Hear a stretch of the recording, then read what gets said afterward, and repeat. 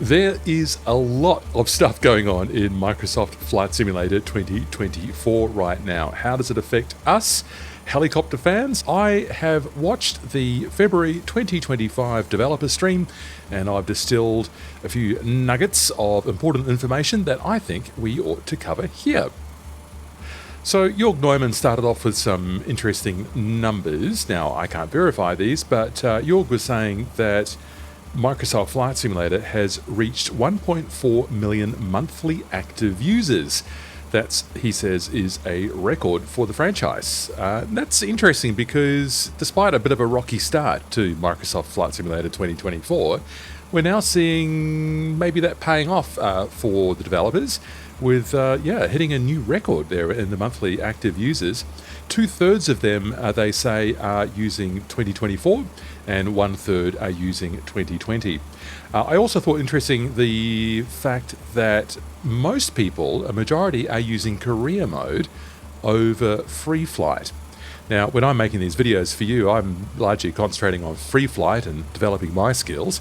And free flight's really helpful, I guess, for improving your helicopter flying skills that you can go and use back in career mode. So they do work nicely together. But interesting to me that that career mode is the dominant outlet for people in 2024. So I've already done a video on Sim Update 1, the public beta. Now we are probably only a couple of weeks away from that going live. So if you have been enjoying Sim Update 1 beta, one of the things that would have stood out for you is the fact that they've fixed that problem around elevated helipads, elevated platforms, where you would approach in your helicopter and all of the ground effect would be sort of concentrated into like one point on the helicopter, and you'd just be flung right off the pad, and it was just very hard to recover and to settle correctly down onto that helipad. Well, that's been fixed in Sim Update 1 beta. I've already done a video about that. But I got this really great analysis from a viewer on the channel. Hello to you. Thanks for posting this really detailed analysis. It's not all it could be, the current situation. And Seb from Asobo commented on this. What the simulator is doing in its computational fluid dynamics calculations is averaging out the land below your helicopter and enacting an average of that land upon your machine. So it's the front of the rotor, let's say, when you're approaching a pad, is not being affected separately. So you're not getting like a lifting nose when you approach a pad. Instead, you're getting this average effect, so the whole helicopter might lift, and then it will lift more as more of the helicopter goes over it. It would be more expensive, said Seb, to have a more detailed calculation. And by expensive, I think he means computationally expensive. So too much of a processing overhead. I do wonder, not being a programmer, I do wonder if there might be some possibility of maybe breaking it down to 4 averages, maybe the front of the disc, the rear of the disc, the right and the left of the disc, so that maybe we could at least get some small amount of granularity over the way the ground beneath those quadrants of the rotor affect the ground effect across the whole machine. So that's an interesting one to keep an eye on. But for people who have not opted into the Sim Update 1 public beta, you'll be getting that elevated pad fix in the live version real soon. Another helicopter-specific fix is Chris Burnett from Working Title talked about the transponder not working in the Airbus H125 helicopter, and I think that problem also affects the Boeing 737 MAX. So what it is, well, the transponder just isn't there or isn't working, and they say they are aware it needs to be fixed, and so they're working on that. That's not in Sim Update 1, so we'll just have to be a little bit more patient if that affects you. If you're flying on vPilot, are you aware that there are commands that you can type into vPilot? I'll just put a screenshot up now that allow you to kind of, I guess, override what's in the sim, or maybe get around a problem like the transponder not even being present.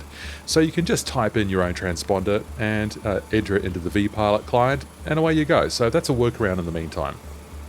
Now, Sim Update 1 is closed, and nothing else is going to be added to that. They are in this flighting phase at the moment, and any issues that are discovered in that phase will be dealt with one at a time. No new features coming into Sim Update 1. An interesting issue for me was the encryption of the default aircraft inside Microsoft Flight Simulator 2024, and the issue of it preventing modding teams from getting to work on those machines themselves and offering free updates that you might apply yourself and get benefit from those. I mean, I know there is a team that has worked on the Bell 407 in 2020. They have not been able to do anything in 2024 because they can't access the material. Now, the development team tell us that they are wanting to be able to export unencrypted packages. That project is in progress, so we'll keep an eye on that, and hopefully those good people who are working on the Bell 407 might be able to transfer their work to 2024 and find a new audience there too. So one of the really, really big things that's on the horizon is the marketplace finally opening up. Now, Jorg is saying that they are hoping that this is going to happen on February the 18th, although it might slip to February the 25th. So really, either way, very soon. Now, for me, that feels like 2024 is finally actually here, because it means that people who are new to the simulator and maybe didn't go through 2020, they will finally have the ability to add within the simulator itself new experiences that those of us who have been around a bit longer with this franchise may already have access to. So, for instance, you might want to buy a new helicopter. There's a great range available from Cowan Sim, Taugsanger, and lots more, obviously. So it's going to be huge when that marketplace is finally available to us in 2024. The developers acknowledge that a lot of livelihoods are at stake. People devote their lives or their professional lives to getting this content out to flight simmers like us. So it's going to be massive for developers and massive for people who have returned or have come into flight simulation for the first time in 2024. So keep an eye out on that. Who knows, maybe there'll be some opening specials, so keep your eyes out for those, and maybe set aside some cash in the meantime. I do like that you can gift, and that is gift aircraft or add-ons to other people, and also rent them, so you can try them out for yourself. If you wanted this to have a quick go with an add-on and you weren't really committed to buying it, you can rent it. So I think that's going to be a nice improvement too in the 2024 marketplace. So let's look at the roadmap for 2025. There it is. Sim Update 1 only a couple of weeks away, hopefully, and the marketplace with it. They did slow down the release of world updates, so we're still waiting for Brazil. That'll be the first one this year, and that'll be available to all of us in 2024. Looking further down, Sim Update 2 is going to have a lot of improvements in it. We are told lots more VR improvements for the 10% of people in 2024 who are flying with VR. You'll be looking forward to some of those improvements, and a full implementation of DLSS 4 is promised in Sim Update 2. Something else that will be of interest to people trying different machines will be improvements to the controls. So they were talking about quality of life improvements, bug fixes, and further help and tutorials to get your head around how the controls work in 2024.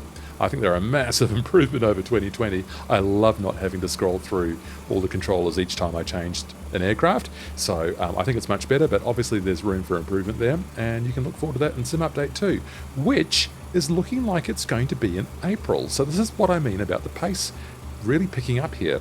So April, we're looking forward to that Sim Update 2, and I'm anticipating there will be another public beta. So maybe we can opt into it even sooner and get the benefit of those fixes real fast. Well, I don't know what those surprises are, but we'll be keeping an eye on those, and 2 more Sim updates still to come after that Sim Update 2 in 2025. So it's a big year, lots of stuff to come. Can't wait to see what the marketplace looks like and what value people are going to get out of that when it opens up. I'll be sure to bring you what news I can as it comes to hand. In the meantime, I hope to hear of your adventures in rotary winged machines. Catch you in another video soon. See ya.